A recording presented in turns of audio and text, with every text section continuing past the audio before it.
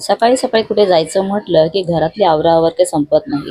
असंच झाल्यानंतर मी निघालेली आहे आता दादरला, कारण आज आहे राजेशच्या लग्नाचं वेडिंग अॅनिव्हर्सरी. हॅलो फ्रेंड्स, मी राजेश्री पुन्हा एकदा तुमच्या सर्वांचं माझ्या मिनी ब्लॉगमध्ये स्वागत करते. तर हे दादर स्टेशनच्या बाहेरचं सगळं मी शूट केलेलं आहे. इथे एक आजी ना छान असं पावटे सोलत बसलेल्या, काही फळवाले विकायला बसलेले, ते पाहून सगळं मला असं वाटलं की मुंबई शहर जे आहे ना, खरंच म्हणतात की याच्यामध्ये कोणीही उपाशी राहत नाही. कोणी रस्त्यावर राहणारा असू दे किंवा मग मोठ्या महालात राहणारा असू दे, सगळे मजेत आणि आपलं पोट भरून जेवून झोपतात. तर इथे आम्ही हॉलमध्ये आलो ना, खूप छान वाटलं. सगळं एकदम भारी वाटत होतं आणि मला तर थोडा उशीरच झालेला यायला. तोपर्यंत इथे राजेशची आणि स्नेहाची एंट्री झालेली आणि त्यांचं ना आता इथे केक कटिंग चालू होतं. ते सगळं पाहिल्यानंतर मी आलेली आहे पाणीपुरी खायला, कारण पाणीपुरी कोणाला आवडत नाही. तर मी पण पाणीपुरीचा ताव मारला, छानपैकी खाऊन घेतलं. थोडा वेळ सगळ्यांशी गप्पा करून ना मी आलेली आहे जेवायला. तर इथे मस्त एकदम जलेबी रबडी होती.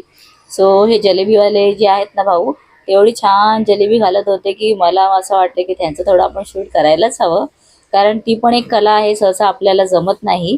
तर मस्त ना इथे जलेबी जी आहे ती एका अशा बशीमध्ये काढून त्याच्यावरती रबडी टाकून सगळ्यांना ते देत होते.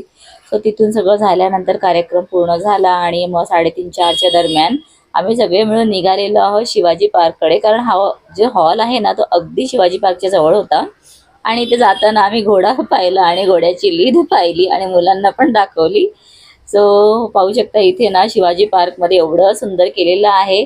तर ताईनी आणि सावजीनी मस्त रील बनवायला घेतला आणि त्यांचा रील झाल्यानंतर मी म्हटलं की चला लगेच आपण सुद्धा एक रील बनवूयाच.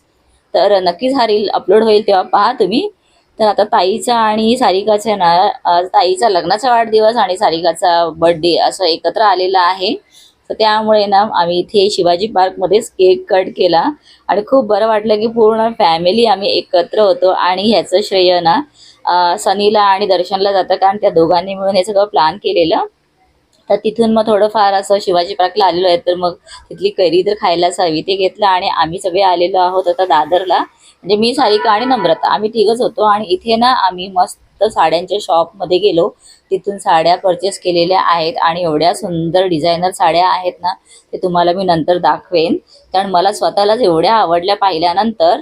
आणि सगळं मटेरियल वगैरे पण खूप छान होतं. तर मी कोणती साडी घेतलेली आहे ते तुम्हाला पुढच्या येणाऱ्या व्लॉग्समध्ये पाहायला मिळेल. आता साडी घ्यायची म्हटलं तर एक साडी बघून तर चालत नाही, तर आपण किती साड्या बघतो, त्याच्यातून मग चॉईस करतो, स्वतःला लावून पाहतो. तर असंच माझं पण सगळं चाललेलं.